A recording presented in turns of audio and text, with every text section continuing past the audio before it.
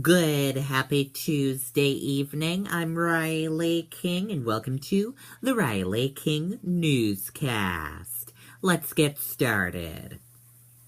First up, Manchester homicide victim identified. Let's take a listen to this video from WMUR News 9. And sorry about that, we do not have that video for you then. Investigators said Tuesday that a man found dead in a Manchester park over the weekend was a homicide victim.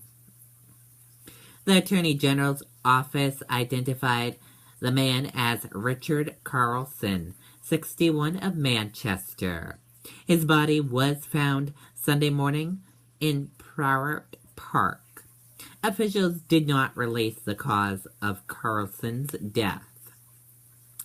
Anyone with information about the case is asked to call Manchester Police at 603-668-8711. Gross Santos says he has been talking to students about crash. Let's take a listen to the video from WMUR News 9.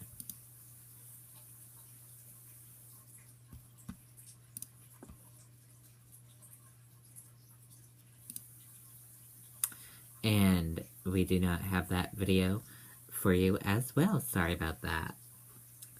A year after he was sentenced for striking two women with his car on his way to graduation rehearsal, Remy Gross Santos was back in court Tuesday.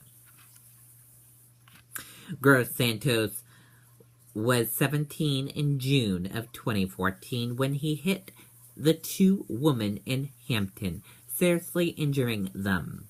He had been at a graduation party the night before the crash.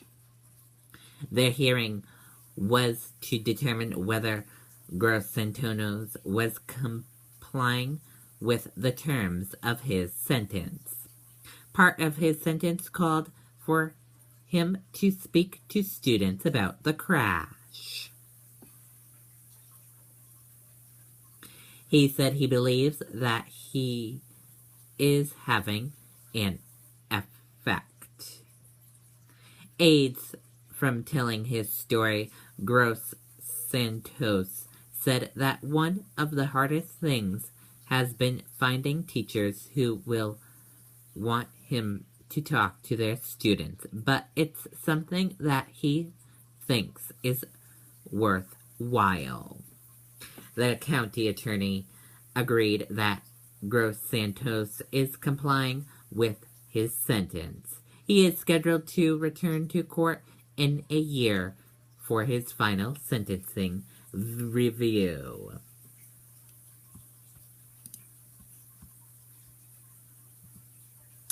Victim of St. Paul's sex assault speaks out. A teen who was raped during a game of sexual consorts at a prestigious New Hampshire prep school said Tuesday in her first public comments that she is no longer ashamed or afraid, and she hopes to be a voice for others. Chessie Prout spoke in an interview on NBC's Today Show about what happened at her St. Paul's school in 2014 when she was a 15-year-old freshman.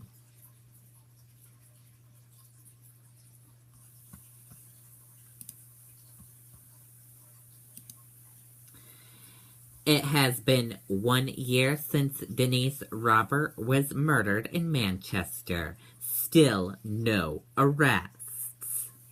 Let's take a listen to the video from New Hampshire One News.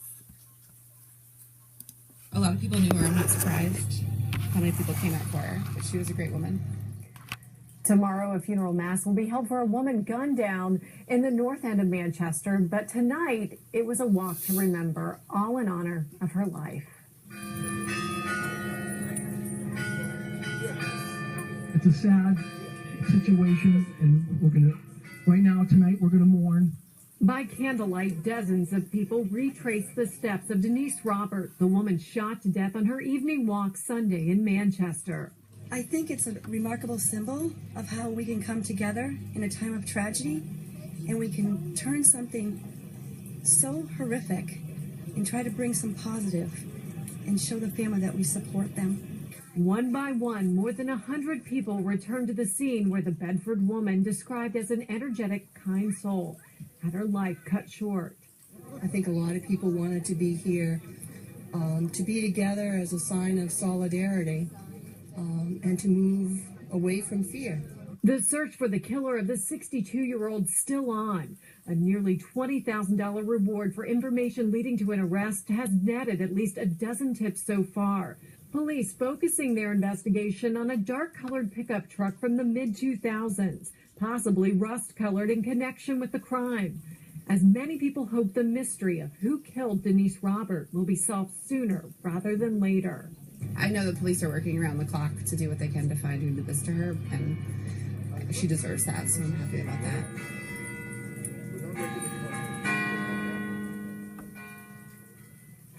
Meanwhile, Okay, and there you go on that report. Government attorney says recovered Clinton emails could include as many as 30 Benghazi-related messages.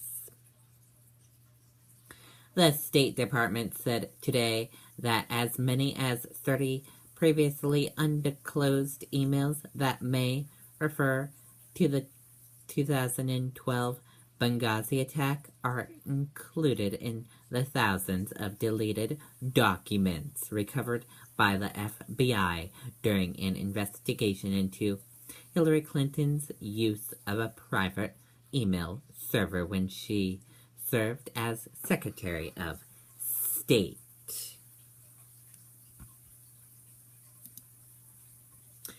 Obama commutes sentences of 111 federal inmates. Let's take a listen to this video from ABC News.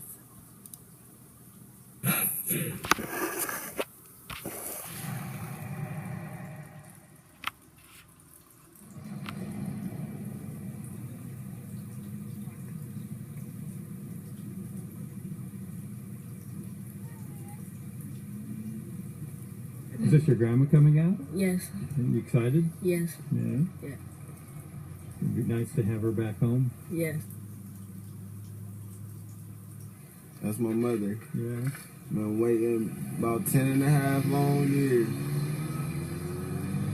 My whole adult life. I don't know how to feel right now. Yeah. Feel like I'm about to wake up out of a dream. I've had about 1 million of those dreams. It's finally happened, you know.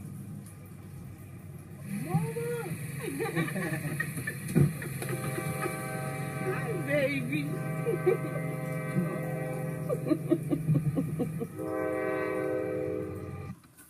Okay, here's a little video of those things. President Obama has commuted the sentences of 111 federal inmates convicted of drug offenses. The White House announced today bringing his total number of commissions to 673. And that is it for the Riley King Newscast right here on the Riley King Network. I hope you all have a great rest of your Tuesday night. Good night, everyone. Bye.